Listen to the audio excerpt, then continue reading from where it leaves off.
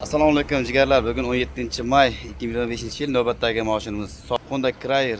Honda Cryer 2023 ishlab chiqarilgan kraskalar top-toza chaqa-chuqa chizilgan joylari yo'q. Har doimgidek bizlarda mashina sifatli va toza bilasizlar. Krugoy tanirovka ruxsatnomalari bor. Bunga qilingan ishlar to'liq hamma ishlar qilingan. Eskilik to'siqlargacha bor. Salon holatlari ideal holatda. Ko'rganlaringizdek. Mashinamizni Ishtixon tumaniga sotdik akalarga. Xudo xolasa buni baraka topsin.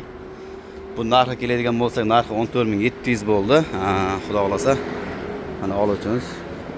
Erz aka, tabriklayman. Rahmat. Akajon, yaxshi kunlarga miningizlar.